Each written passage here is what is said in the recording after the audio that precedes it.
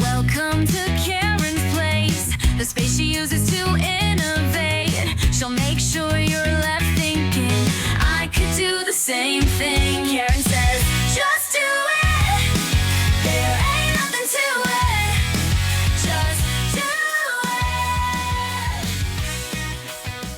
it. Today we're diving into the world of Karen Eastland, Okay. a Tasmanian artist who is really kind of making waves with her blend of traditional art forms and really cutting-edge AI. Now, you're interested in how she's using AI in her creative process, and honestly, after looking through all this stuff, Right. her online journals, her project websites, even song descriptions, Wow. I am starting to get pretty excited myself. Yeah. It looks like Karen is working across a ton of different genres and even building entire fictional universes. What I find so fascinating about Karen's work is that she's really tackling this interesting question. Yeah. Can AI actually help us create good art? Right. And, she doesn't shy away from technology at all. In fact, she seems to kind of embrace it. Yeah. But she also emphasizes this human touch. And it's this balance that I think makes her such a compelling figure in the art world right now. Absolutely. And you can really see that balance in how she approaches her work. For example, she uses ChatGPT to help with those initial drafts. Which is something that, a lot of writers are experimenting with these days. Oh, yeah. For some, it can help overcome writer's block or generate new ideas. Right. And that frees them up to focus on refining the story and the emotional core of their work.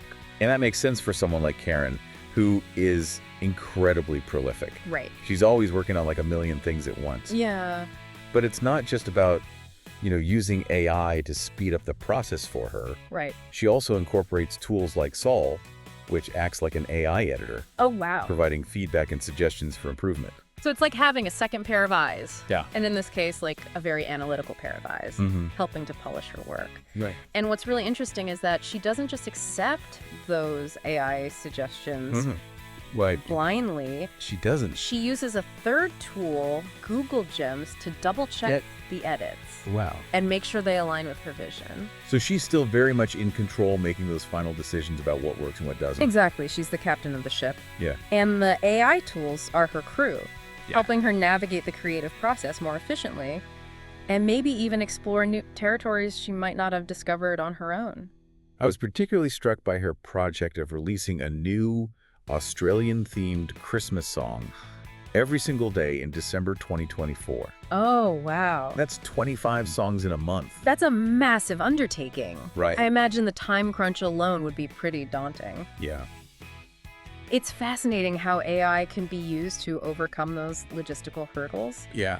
She used a program called Suno V4 to help with the composition, but it's clear from the song descriptions that each one is uniquely Karen, with your signature style and her heartfelt lyrics just shining through. It's like having an AI bandmate, Yeah, not a ghostwriter. yeah, And she doesn't just limit her use of AI to writing and music. right. She's also experimenting with AI image generation tools like ImageFX, which she used to create visuals for her AI band, Wrecked and Ready. Now that's something I'd love to see. Right. And it speaks to her willingness to push the boundaries of what's possible with these tools.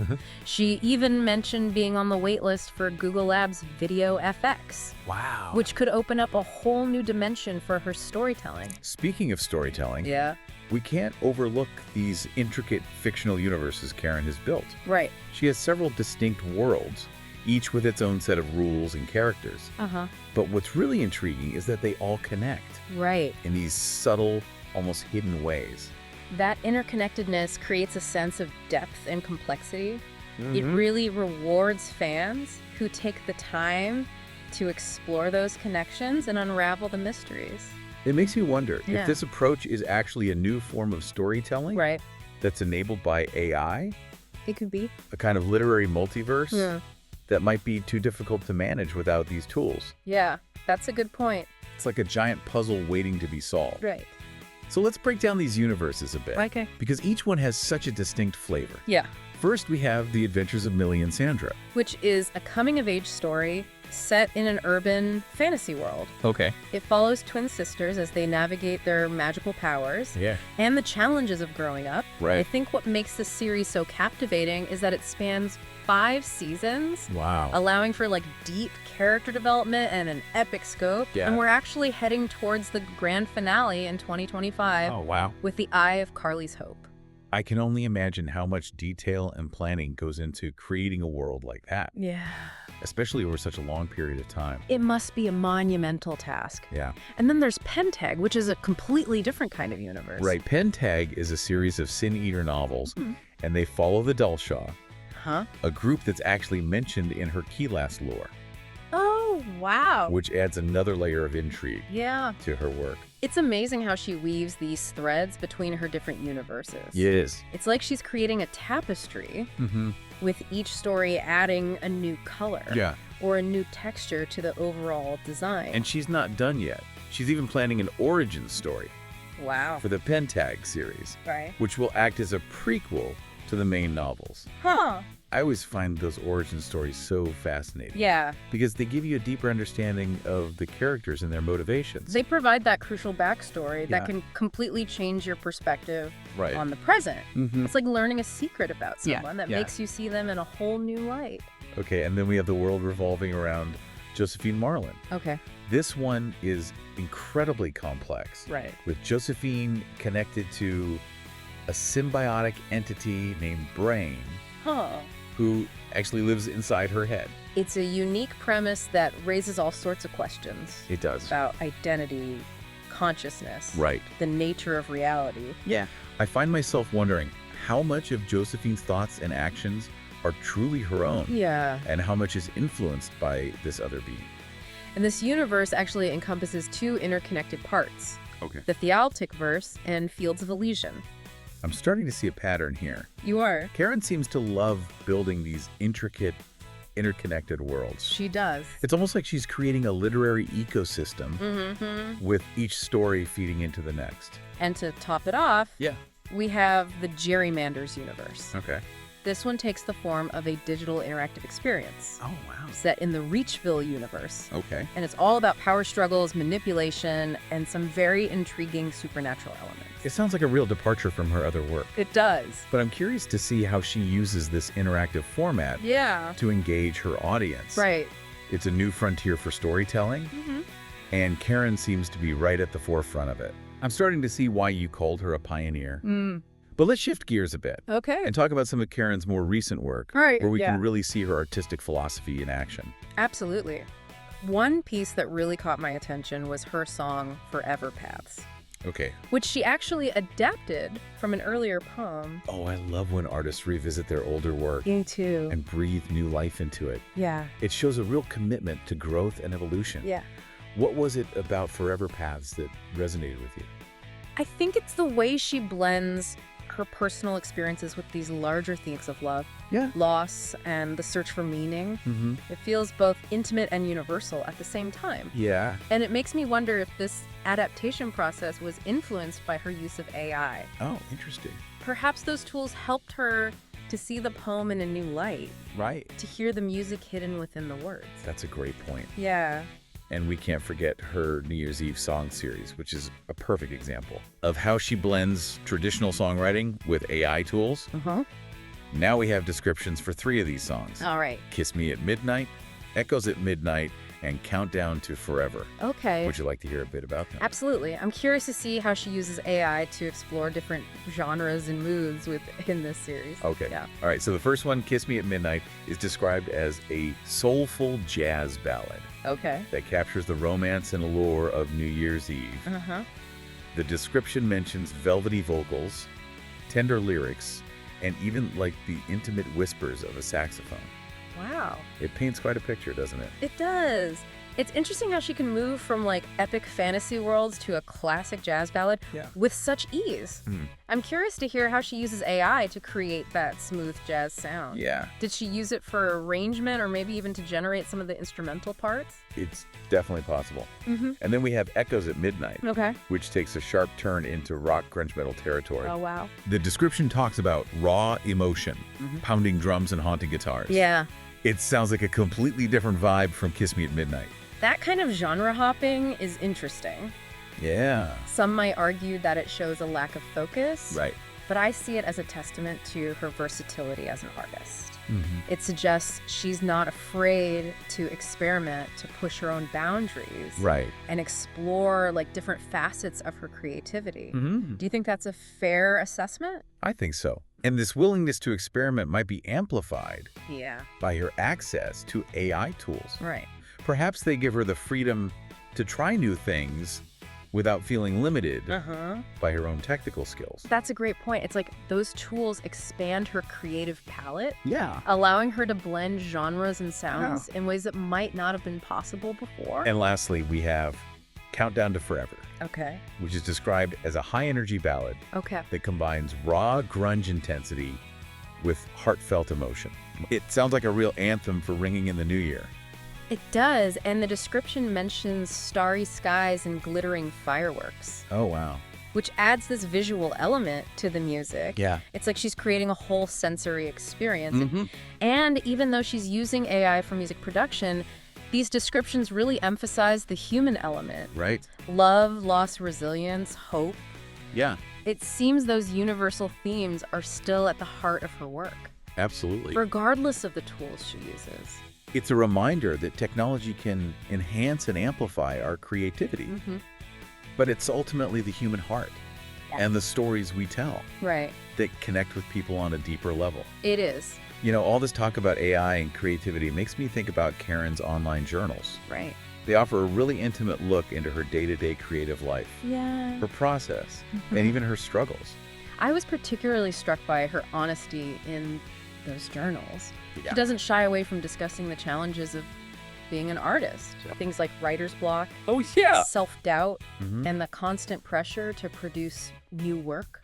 It's refreshing to see that kind of vulnerability Yeah. because it normalizes those struggles and reminds us that even successful artists Right. face these hurdles. It also makes her accomplishments all the more impressive. Yeah. Knowing that she's overcome those obstacles to create such a diverse and expansive body of work. Mhm. There was one entry where she mentioned a new AI tool Oh, yeah. called Notebook LM, Okay. which she was using for brainstorming Yeah. and generating ideas. Uh-huh. She described it as a super-powered brainstorming partner. Oh, yes. I remember that entry. Yeah. She seemed really excited about the possibilities of using Notebook LM to help her break through creative blocks Yeah. and explore new ideas. It's fascinating how rapidly these AI tools are evolving It is. and how artists like Karen are integrating them into their workflows, Mm-hmm. adapting and experimenting as they go along. Yeah. She's clearly not afraid to embrace new technologies. And she's very thoughtful about how she uses them. Yeah. In another entry, she reflects on the importance of finding a balance Uh-huh. between AI and traditional artistic practices. Right. It's not about choosing one over the other, Yeah. but rather about finding the right tool for the job, Mm-hmm. whether it's a pen and paper, a digital audio workstation, or a cutting-edge AI algorithm. I find that approach really admirable. Yeah. It speaks to a deep respect for both the craft and the potential of technology. Mm-hmm. It's not about replacing human creativity, Right. but rather about augmenting it, Yeah. expanding the possibilities. Right. She also mentioned the challenges of navigating AI hallucinations, Oh, yeah. which are those moments when the AI generates something Yeah. completely unexpected or nonsensical. That's right. She was talking about how those unexpected outputs can be frustrating, Right. but they can also lead to surprising breakthroughs. Yeah. It's like the AI is throwing you a curveball, Mm-hmm. and you have to figure out how to catch it and make it work for you.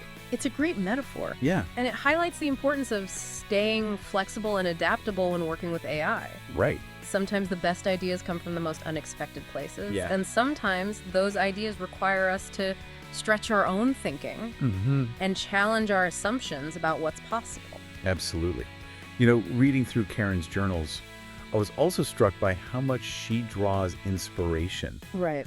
from the natural world, particularly the landscapes of Tasmania. Okay. She talks about the rugged coastlines, the lush forests, Yeah. the vast open skies, Yeah. and how those environments influence her work. There's a definite sense of place Yeah. that permeates her art. Whether it's the magical realism of the adventures of Millie and Sandra or the evocative soundscapes of her music. Yeah. It's like the land itself is speaking through her. I wonder if that connection to nature is something that helps her to stay grounded amidst all this experimentation with technology. That's an interesting thought. Yeah. It could be that the natural world provides a counterbalance to the digital world, a source of inspiration that reminds her of the beauty and wonder that exist outside of the screen. And perhaps that's what allows her to use technology in such a human-centered way. She's not using it to escape reality, but rather to enhance it, to connect with people on a deeper level. Yeah. And to share her own unique perspective on the world. That's a beautiful way to put it. Yeah. So as we delve deeper into Karen's creative universe, what's been standing out to you? Yeah. What's been most surprising or thought-provoking? I think what's surprised me most is the sheer breadth and depth of her work. She's not just a writer or a musician or a visual artist. She's all of those things. She moves between those different modes of expression with such fluidity. It is amazing. It's like she sees no boundaries between those disciplines. Only opportunities to create and connect. And that's something I've noticed too. She's not afraid to blur the lines, to experiment with different forms, and to create something truly unique and multifaceted. It's like she's creating a new kind of art, one that's both deeply personal and expansively imaginative. Yeah. One that embraces both tradition and innovation. Right. And one that ultimately asks us to reconsider what's possible when we combine human ingenuity with the power of technology. I think that's a perfect way to describe what makes Karen Eastland such a fascinating artist. Yeah. And as we wrap up this part of our deep dive, I'm left feeling incredibly inspired by her vision and her willingness to push the boundaries of creative expression. It feels like we've only just scratched the surface of her creative universe, and there's still so much more to explore.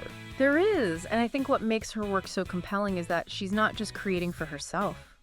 She's inviting us into her creative process, encouraging us to ask our own questions and explore our own possibilities. She's almost like a guide leading us through this uncharted territory where art and technology intersect. And she's not afraid to get her hands dirty, to experiment, to make mistakes.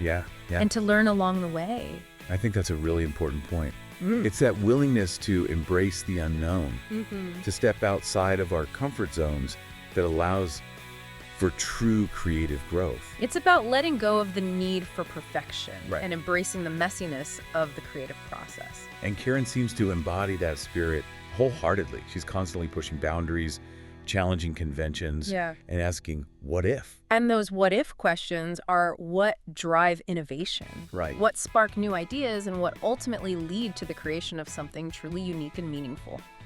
You know, as we're wrapping up this deep dive, I keep coming back to Karen's belief that human artists will always be relevant, even in the age of AI. It's a belief that's rooted in a deep understanding of what it means to be human, to feel, to experience, to connect. She recognizes that AI can be a powerful tool, but it's the human heart, the human voice, the human story that gives art its soul. It's the vulnerability, the imperfection, the raw emotion that resonates with us on a deeper level.